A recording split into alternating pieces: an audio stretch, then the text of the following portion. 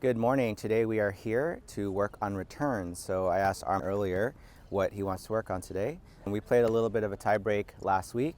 So what were you having trouble with when we played our tie break? Probably kick serves, Kick serves? like returning them. Okay. And what were you trying to do when you saw kick serves? I know there's probably not a lot of 10-year-olds that have a really high bouncing kick serve. So what were you having trouble with when I served to you? Like if it was high, I would try to hit down, and then it would just lob, and then I would hit over and very out. Okay, so you were having trouble because it was getting too high? Okay. So we're going to go over some specifics with returning kick serves today. There's going to be 3 things that I'll kind of show you, and you'll have the options of doing them in a match. So the first one, there's actually 2 that are kind of aggressive, and then one that's kind of a defensive one. Okay, so the first one, this is probably the most aggressive, is you're going to move in to no man's land and take it off the rise. A lot of times when people hit a kick serve, they give it away with their toss. So even before they hit that kick serve motion, they toss it kind of behind their head, they arch their back so that they can get from like left to right. And you can see based on their toss. So knowing it early will allow you to move forward, and then you take it off the rise so that you kind of prevent it from getting over your shoulder. So that one's more of a timing attack. You take time away, you take it off the rise, and you kind of pressure them. So that's number 1. Number 2, do you kind of see Medvedev when he returns? Sometimes. So basically what he does is he hangs back 20 feet. Yeah. And instead of being on the baseline and letting it get up here, he's kind of giving himself a lot of time, seeing what his opponent's doing, and he has a big rip on the ball because he has so much time. So if this isn't the ideal, because a lot of times people can come up and volley to you, but if they're not coming to the net, you can get like a big rip on the ball, get it nice and deep, and push them back, and then you're coming forward like to the baseline right away. Okay, so one is moving in, taking it off the rise. The second one is what? Moving back and taking a big swing. And these are all viable strategies. It just depends on the situation and your opponent. And then the third strategy is the one that's a little bit more neutral to defensive. You slice it. So instead of trying to hit that 2-hander above your shoulder, it's easier sometimes to hit a slice. And what you do with a slice is you neutralize the ball by keeping it low. So we're going to practice all 3 today, and you can kind of at least be aware of it, and over time you'll start to get better at all of them and start to know, when to use what. Make sense? Okay. With a topspin serve, one of the biggest helpful things is reading their toss. So when someone tosses it, you can kind of predict what kind of spin they're going to have. So let's say you stand behind me and I have this contact or this one. What do you think I'm going to hit if I'm going to toss it here?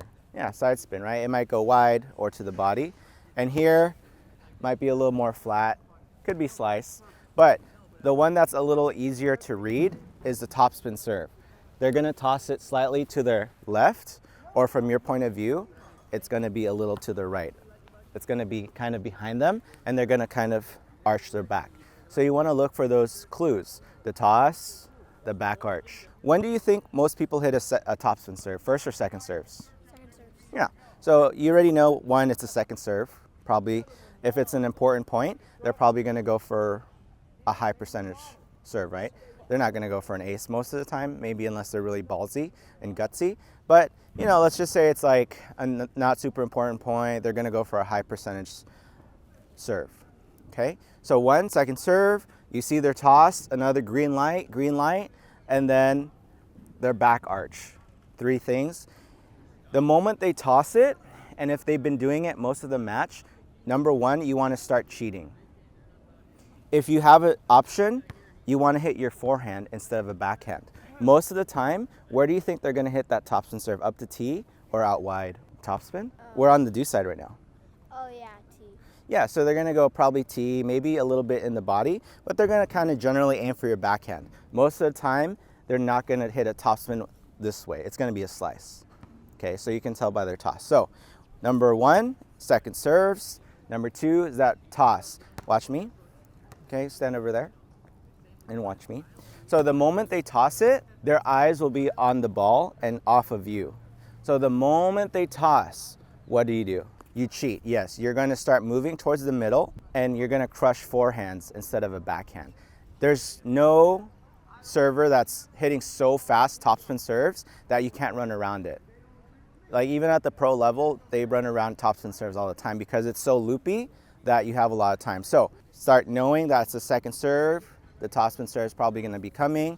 The moment they toss it and their eyes are off you, you run around and you hit a high, deep ball that pushes them back, and then you have time to move forward.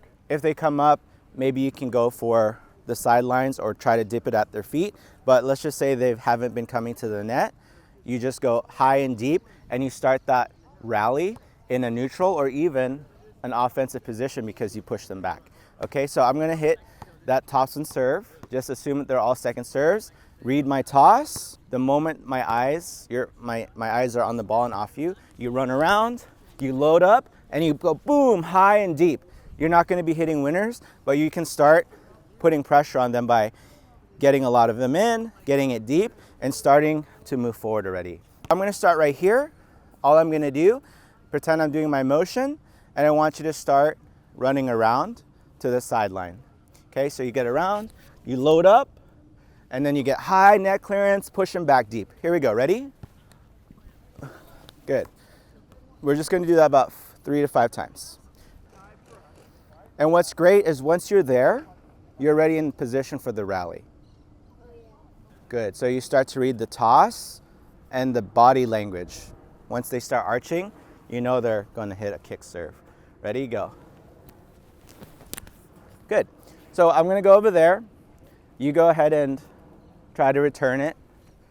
Okay, ready? So start where you normally do with your right foot by the singles line. All right, you can stay back, but the moment I take my eyes off, you can run. Here we go. Remember, high up the middle. You're not hitting winners with this shot. You're working your way into the point. There you go. Think of Rafa, high and deep. And make sure once you get there and load, you explode towards your target. You don't want your momentum to keep going to the ad side. You want to get there and get your body moving towards your target.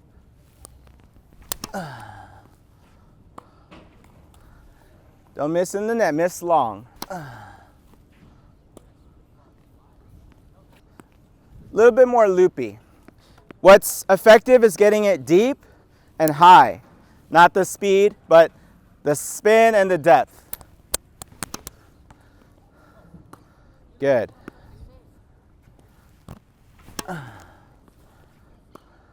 There you go. That's going to push them back and get you into the point. Those short ones will cause them to come in on you. Because you're further back, Armand, you're maybe, I don't know, 7 to 10 feet back, you can hit harder because you're further from the net. If you were on the baseline hitting that shot, that would be maybe deeper, but since you're further back, they're landing short. So you actually have to aim out and then they'll go deep. Yes. Okay, that was way better. It was only out by about 1.5 feet. Okay, be explosive with those legs. There you go, perfect. So like I said, you want to make sure a couple things. Don't cheat until they toss it, because once you get at a higher level, if you cheat early, they can still slice out wide. So you want them to be fully committed to the top spin before you cheat. So you're going to be here, and one thing I'm seeing is you want to get there a little earlier if possible to set up your feet. So you're loading, and you can get your legs and explode towards your target instead of doing this, which sometimes can't be helped. If they hit a good serve, you're kind of already committed to doing it, but do your best to get there early, load up, boom, and then get your body towards your target. My microphone died during this part, so I am re-recording my voice during the edit. This is the second way to work on the return and move in, taking a kick serve off the rise. So instead of standing back and running around, you can move forward into the blue take time away from your opponent and return the kick serve while the ball is coming up on the rise.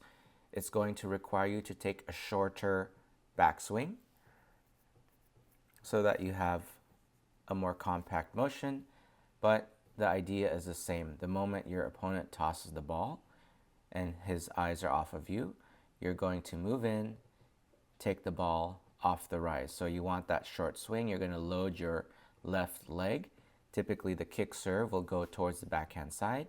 So you're going to load your left leg, take a short backswing, and return the ball on the rise. Some of the key elements are timing your split step. You want to be moving forward so you have a little bit of momentum, and you're going to start in the green and you're going to move your way into the blue and time your split step. Then you will load your leg and block the ball, taking time away from your opponent. As you hit it, you're going to look to drive the ball because it's coming up on the rise. You're going to be hitting it back flat without too much top spin. So you move in and you're trying to step forward as your opponent tosses it, and you're trying to time your split step right as he makes contact with the ball on his serve. So you move back and take a step forward, hop, time it right as he hits it. And depending on how fast your serve is, you might be a little further back or a little bit forward. But this is how the general motion looks. Remember, you're attacking them by taking time away, not by hitting with a lot of pace. Good. Start inside the blue. Yeah, and then move in more. You moved in maybe too far. Good. Nice. You kind of did this. You want to load and push off of it. Yeah. Nice. There you go. There we go. Live, load, line. Good timing.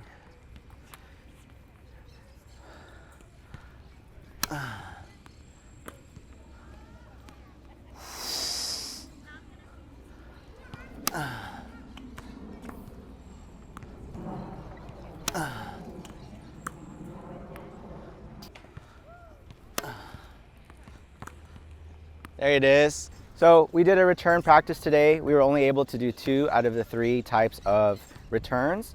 We worked on moving back, cheating, and crushing a forehand. And we also moved in and took the kick serve off the rise. Which one do you think was a little easier? Taking off the rise. Oh, really? Okay. Why was it?